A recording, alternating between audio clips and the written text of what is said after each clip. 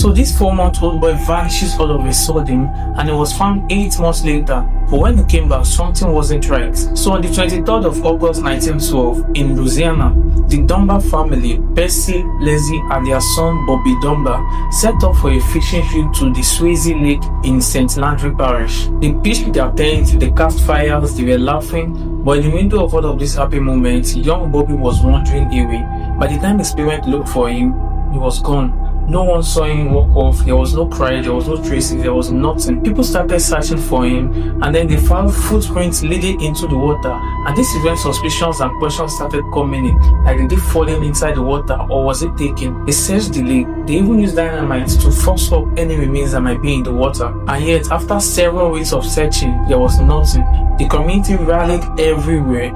A reward was even posted for anybody that found him. $1,000 will be given, but it was later raised to $6,000, a huge amount of money in 1912. Several months passed, hope was dimming, but the search did not stop.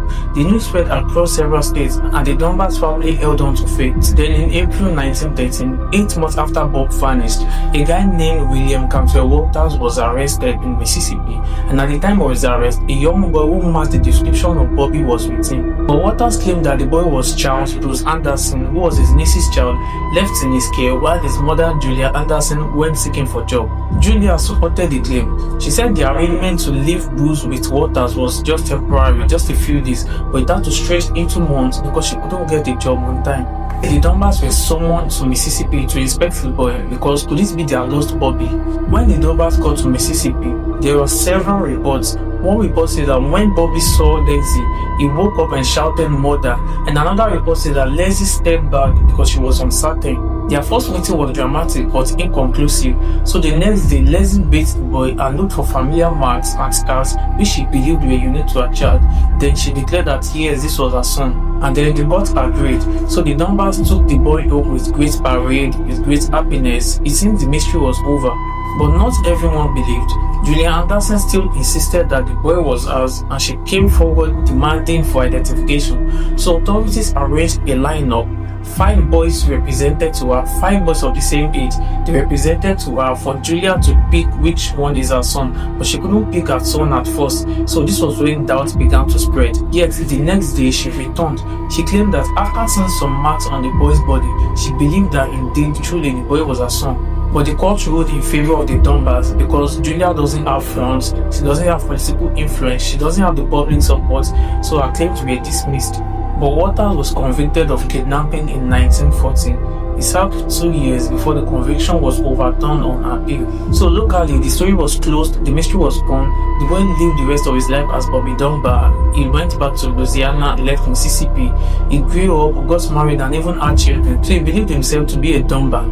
Fast forward to 1963, Bobby pointed to a picture of Julia and Walters and said to his children that those are the people they came to pick me from. He died in 1966. Meanwhile, Julia Anderson got married, she had children, she served her community, but she never stopped speaking of her lost boy. She died in 1940.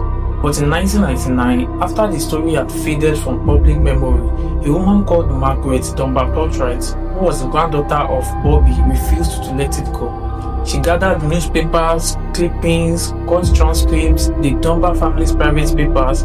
She traveled, she dug into archives, she questioned what everyone else accepted. She found inconsistencies like the weak identification by Julia, the strong social and financial biases in court.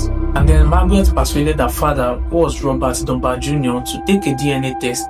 He agreed, although he was certain, but he was also curious. The DNA test compared his gene to descendants of Alonzo Dunbar, who was Bobby's known brother, and the results were no match. That means the man everyone believed to be Bobby was not blood related to the Dunbars and was actually Bruce Anderson. For many people in the family, that truth was shocking. Some accepted the revelation while others rejected it. Margaret herself said that the discovery fractured family ties, but for her it was about reclaiming identity. So what happened to the real Bobby Dunbar, we may never know. Some believe that he drowned in the Swayze Lake and possibly eaten by an alligator or lost in the underwater currents, while some suspected kidnapping since his body was never found. But what do you think? Could Leslie and Percy Dunbars have known that the boy was not their son Bobby, but accepted him due to grief, or was it an honest mistake under extreme pressure?